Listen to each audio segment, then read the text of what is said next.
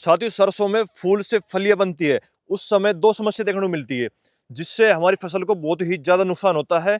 हमारा जो उत्पादन है सरसों का वो कम देखने को मिलता है। तो दो समस्या क्या है? तो साथ ही सबसे पहले जो समस्या है, जैसे फूल से फलियां बनती है, तो उस टाइम सर्दियां स्टार्ट हो जाती है बहुत ज्यादा, मतलब कि पाला पड़ने स्टार्ट हो जाता है।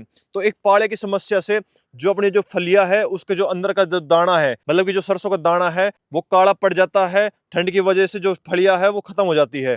तो एक तो समस्या ये मिलती है देखने को। दूसरी समस्या जो देखने मिलती है वो मिलती है व्हाइट रस्ट की, जिसको देसी भाषा में धोड़िया बोलते हैं। अब धोड़िया क्या होता है? जो मेन स्टेम है जो सरसों का, वो बिल्कुल सफेद हो जाता है, जिसको कंप्लीट जो धोड़िया है वो कवर कर लेता है, व्हाइट रस्ट को कवर कर लेता है। पत्ते पर व्हाइट रस्ट आ जाता है। जो फलियां है, फलियों के ऊपर व्हाइट रस्ट आ जाता है। व्हाइट रस्ट इतनी खतरनाक बीमारी है कि पूरे पौधे को खोखला कर देता है। मतलब जैसे आप लास्ट टाइम जब सरसों हार्वेस्टिंग करोगे उस टाइम आप काटते होंगे सरसों को, तो उस टाइम आपको दिखता होगा पौधा बिल्कुल खत्म हो जाता है, धोलिये से सफेद हो जाता है बिल्कुल। आप ऐसे तोड़ोगे तो बिल्कुल खोखला होगा, मतलब अंदर से भरमल नहीं होगा, ना उसमें फुटाव होगा ना पचराव होगा। और जो उसका जो सरसों की जो फलियां है वो भी कच्ची रह जाती है, जो दाना है वो बारीक रह जाता है। तो इन दोनों समस्या का इस वीडियो में समाधान बताऊंगा। तो अभी तक आपने इस पेज को फॉलो नहीं किया है तो पेज को फॉलो कर लीजिए। साथ ही जो पाला पड़ता है उससे अपनी फसल को कैसे बचाया जा सकता है, तो उसमें अपन को करना क्या है? जैसे फूल से फलियां बनती है, जब पाला पड़ना स्टार्ट होता है तो उस टाइम आपको स्प्रे करनी है। तो वो किस चीज की स्प्रे करनी है? वो करनी है आपको सल्फर की, 80% सल्फर की स्प्रे करनी है। और सल्फर काम क्या करता है?